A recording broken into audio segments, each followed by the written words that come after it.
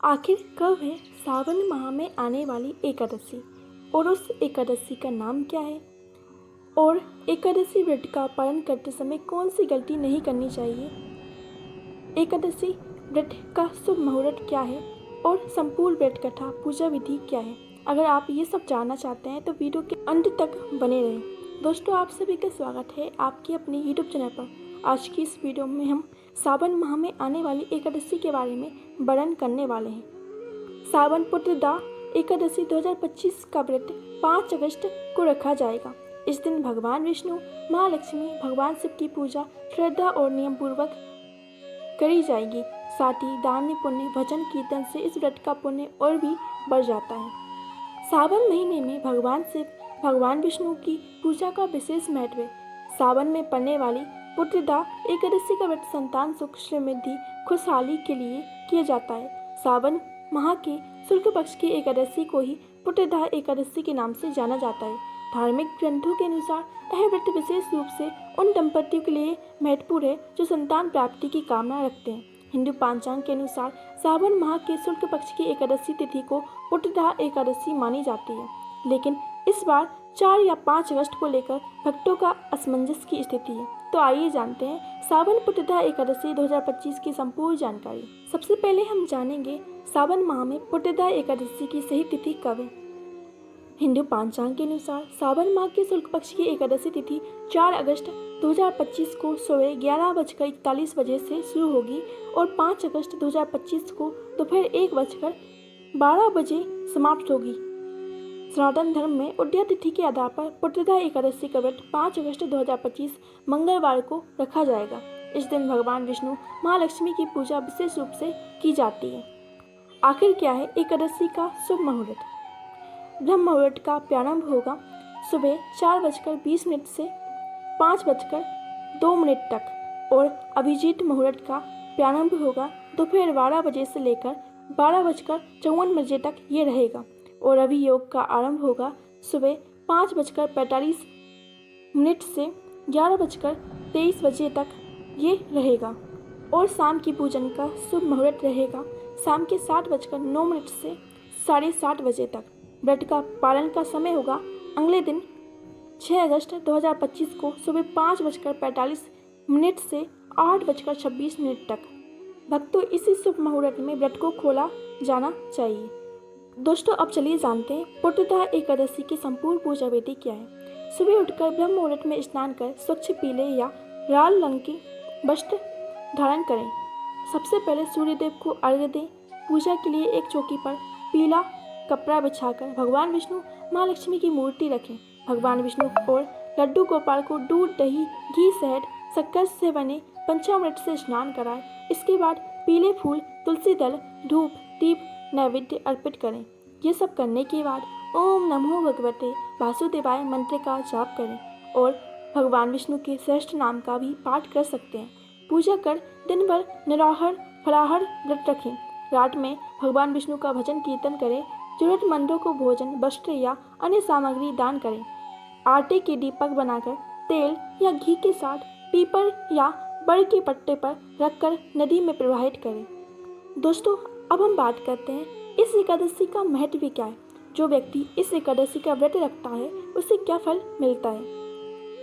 धार्मिक मान्यता है कि पुत्रदा एकादशी का व्रत रखने और भगवान विष्णु जी की पूजा करने से निसंतान जोड़ों को संतान की प्राप्ति का आशीर्वाद मिलता है। श्रद्धा और नियम पूर्वक व्रत करने से भगवान विष्णु, माता लक्ष्मी बहुत ज़्यादा खुश होते हैं, जिससे दंपतियों को संतान सुख मिलता है। इसके अलावा यह व्रत सुख, समृद्धि, पारिवारिक एकता को बढ़ाने के लिए भी रखा जाता है। सावन के पवित्र माह में भगवान विष्णु की एक साथ पूजा करने से इस व्रत का महत्व और भी ज़्यादा बढ़ जाता है।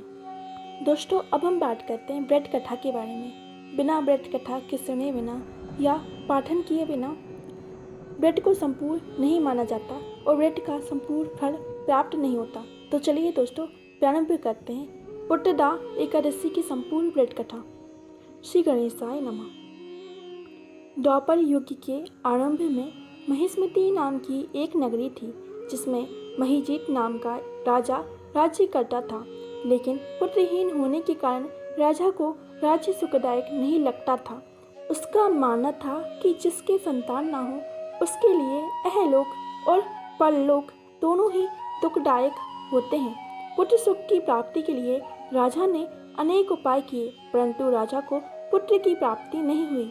वृद्धावस्था आती देखकर राजा ने प्रजा के प्रतिनिधियों को बुलाया और कहा, हे प्रजाजनों, मेरे खजाने में अन्याय से उपार्जन किया हुआ धन नहीं है।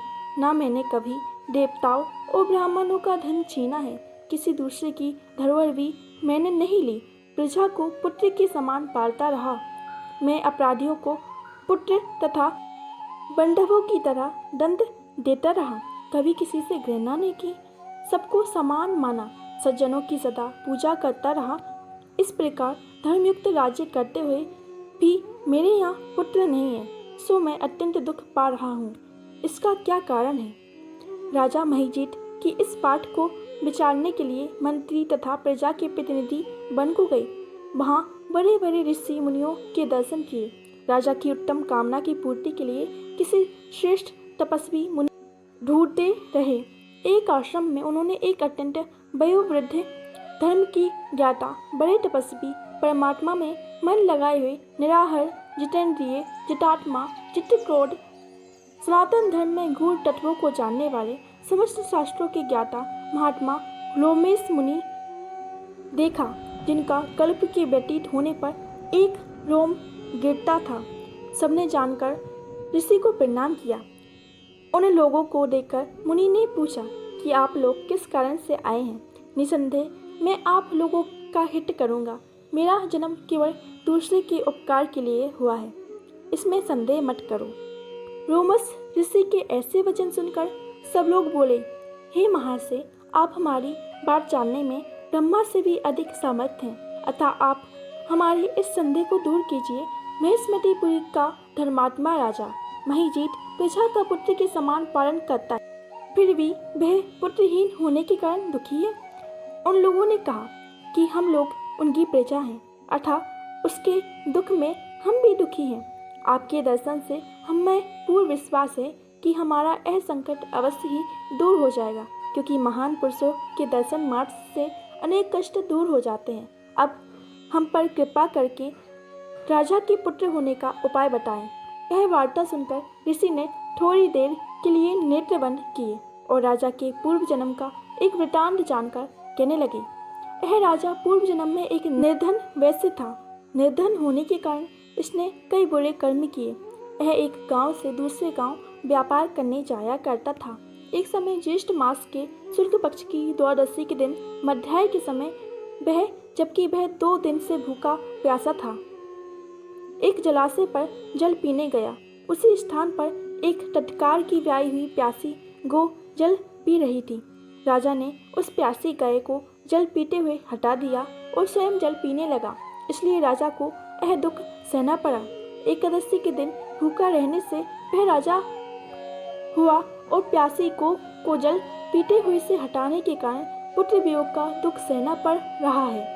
ऐसा सुनकर सब लोग कहने लगे, हे ऋषि, शास्त्रों में पापों का प्रायश्चित भी लिखा है, अतः जिस प्रकार राजा का पाप नष्ट हो जाए आप ऐसा उपाय बताइए।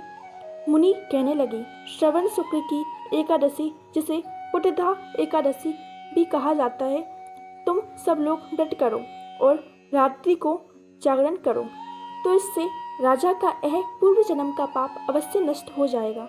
साथ ही राजा को पुत्र की अवश्य प्राप्ति होगी। ऋषि के ऐसे वचन सुनकर मंत्रियों सहित सारी प्रजा नगर को वापस लौट आई और जब श्रवण शुक्ल एकादशी आई तो ऋषि की आज्ञा अनुसार सबने पुत्रदा एकादशी का व्रत किया और जागरण किया। इसके प्रायश्चित द्वादशी के दिन इसके पुण्य का फल राजा को दिया। उस पुण्य के प्रभाव से रानी ने गर्भ धारण किया और एक अत्यंत तेजस्वी पुत्र को जन्म दिया।